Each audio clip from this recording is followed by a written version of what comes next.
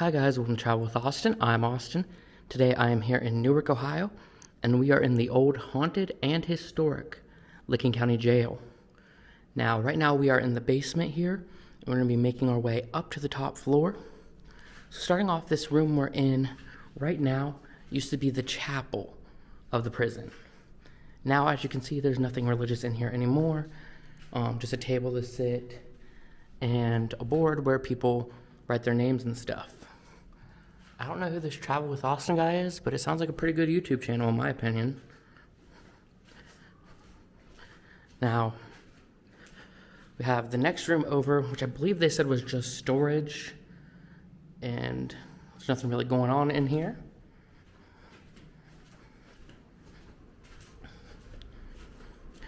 And again, we have more storage in here.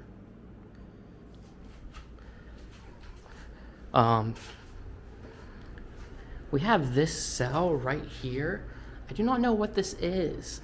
I didn't see anything about it on the information down here. It's kind of creepy and it looks like it's sealed shut. And basically over here, we have a mechanical safety room. And then we're about to enter the booking room. They also called it the dungeon because it's in the basement. So this is where you would go when you were being booked, or it seems that like if you were a drunk, this was the drunk tank basically. Just basically a big open cell. I'm going to assume at some point there was a wall here and it was probably 2 cells, but yeah, just a big open area. Then over here we have some old beds, and we have this machine that is running. It's very loud, but it's blowing out very cold air, so I love it. And the door here is curved for some reason. Now back over here we have another area. I'll have to look at the map and figure out what this is. There's actually a photo here of when a ghost crew was here, and I don't know if you guys can see it, but they caught a face, and I'm guessing it's literally supposed to be right around here that they caught the face. I gotta say, this is a public tour. There's other people here, which you might hear over the course of the video, and this place still feels spooky. So, it looks like that whole area we were in was just different cells. So yeah, let's head up onto the first floor now, check out the cells there.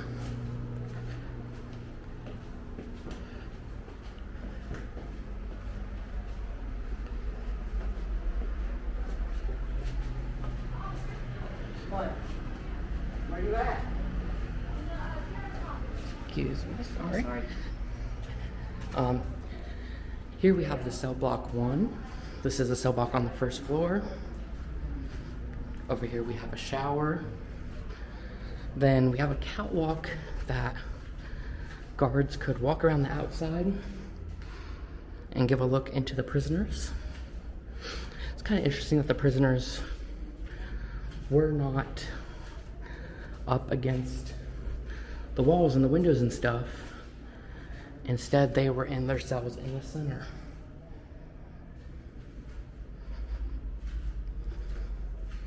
And this one is actually a double cell, which is very interesting.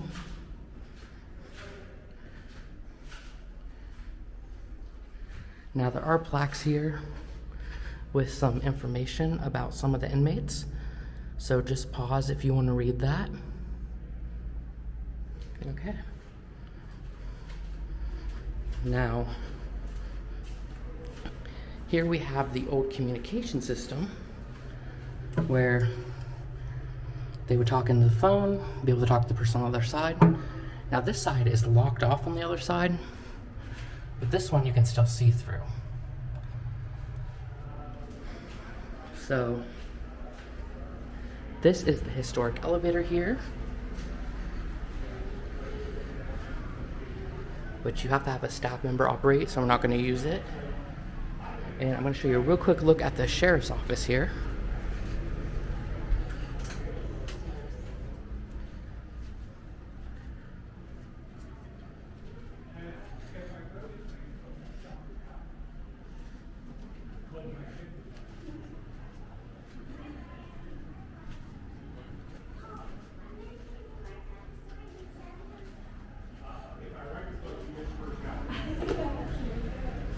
Again, same thing.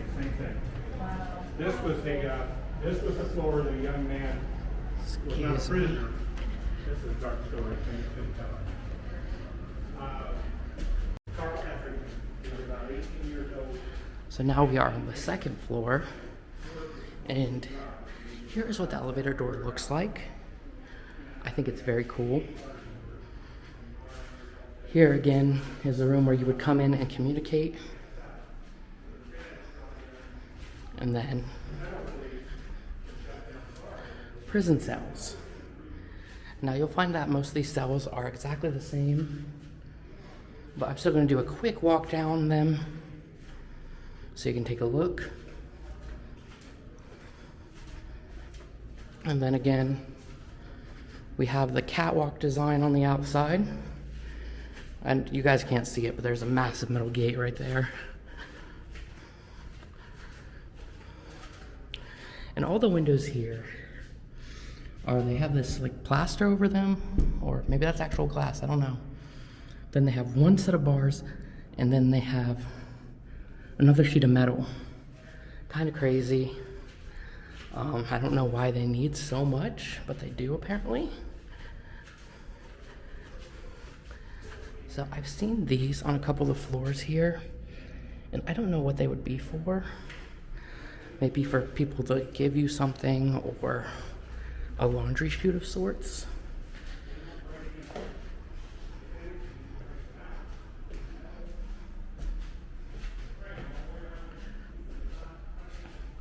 So now we are on the third floor.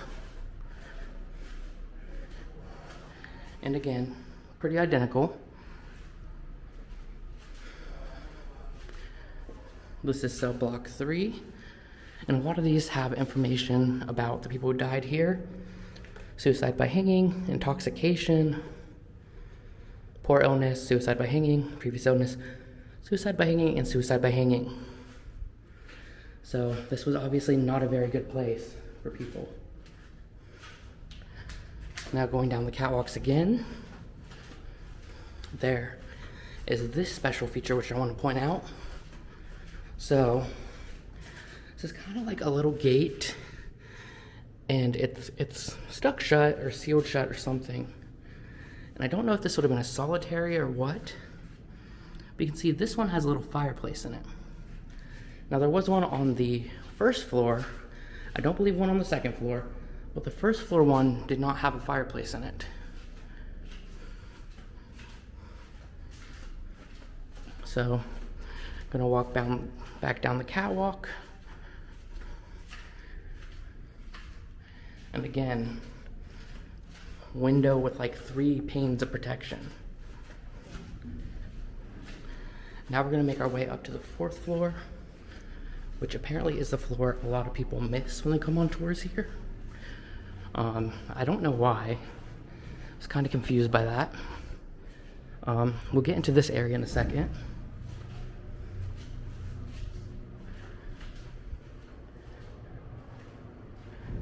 As I show you the cell block, I think someone used the elevator.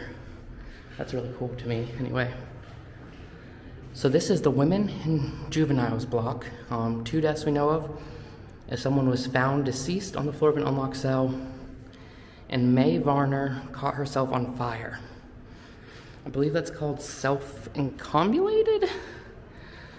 I don't want to be wrong though. Now, for some reason these cells are completely different. There's no catwalk, and you can actually see completely out below. You can kind of see there's a food truck festival going on, which is why this is open. It's a fundraiser. And the toilets in here are not the traditional toilet with a sink built in.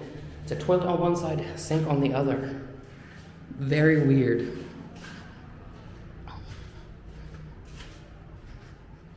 See, that one's just completely dark. So literally, basically the only difference between this one and this one, other than the light being on, is that the metal window cover is shut. So you can see how it's open over there. It's just shut over there. And again, completely different toilet design than the last cell we were just in. These ones are completely different. And it's so very weird. So we're gonna come back to that cell in a second.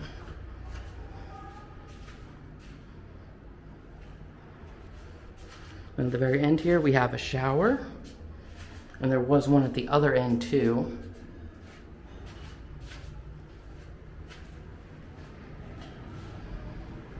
Now, coming back here, this is Mae Varner's woman.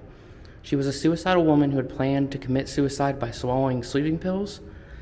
She got to the hospital, had her stomach pumped, and they said, hey, let's send her to the jail because she's mentally unstable. We can monitor her. And she begged not to be locked up, saying she'd only lined back up at the hospital. And then after 30 minutes that she was left alone in here, she caught herself on fire with a match that she had concealed. She was booked at 8 p.m. and by 9 p.m. she was removed and later died from her burns. So, also it says on the bottom here that there were no other women being held in the jail at that time. So here we are, here's her room. They have chairs set up for paranormal investigators. And again, prison toilet and stuff. Someone seems to have left her a bracelet of some sort. But there's also this, and it says, in memory of Mae Varner, 1898 through 1953. And if you open it up, it's a music box. Well, it was a music box. I don't know. Probably needs wound up or something. But you can see there's some jewelry and stuff in here. So someone has made that and left that for her in here. Whew. And now we are going to leave the cell area and go into the living area. This is where the sheriff and his family and perhaps other staff members would have lived. Well, here, now, before we do that though, I do need to show you this room because it does not connect. So we have this room in here, and it very much looks like it would be part of the sheriff's living quarters. It's painted all nice, has its own toilet. For some reason it says criminal on all the walls and some numbers. But this does not connect to the sheriff's living area and just connects straight here. You can also see we have a roof access latch, which we obviously can't go through.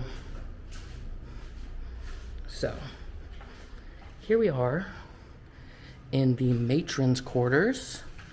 So we can see on the map here that she had her living room, her restroom, visitation room, nurse's station, commissary. And apparently there is a spirit named David up here, but no one really knows where David came from. Just that people get the name David in here a lot. So here is the living quarters. Again, I just love the design of this room, the half oval. And then we have these, which I believe were used for, personally, I want to say they were used for some sort of ventilation, but they really just go right here. So I don't know what they would have been for. Then we have a hand washing station. Then you can see here is our door to protect us. And this was the nurse's station. So the matron was the staff member who took care of female prisoners, prepared all the meals for the inmates, and she had the trust of the inmates. Or sorry, she had the trust of the inmates, and she had the most trustworthy inmates assist her. She had enough space for her to live and her children, and it was consisted of a living area, 2 bedrooms, 1 bathroom, a kitchen, and a pantry. And it could be accessed via the front staircase or the back door of the kitchen, which is very interesting. So here we go, another one of these half oval rooms. I love the look of this fireplace. I love these lines in it. I don't know what kind of stone it is, but it's amazing. And just take a look at the food truck festival down below. And it's about to rain soon, so hopefully everyone gets their food pretty quickly. Oh, and I didn't even notice this until just now. The little windmills on here. It's very adorable. So now we're gonna go down the stairs to the second floor. And these floors are very narrow, very steep.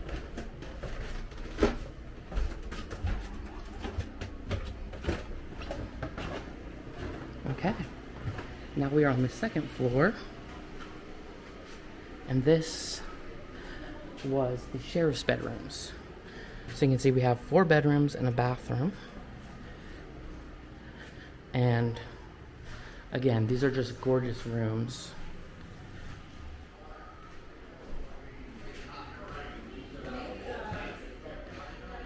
And just absolutely gorgeous. And they have this really cool, kind of creepy, realistic stuffed dog toy.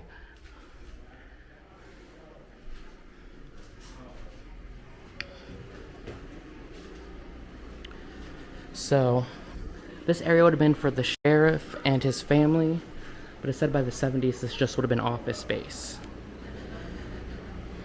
And again, I just absolutely love these rooms. I love these fireplaces. See, this one seems wooden. The one upstairs kind of felt like stone.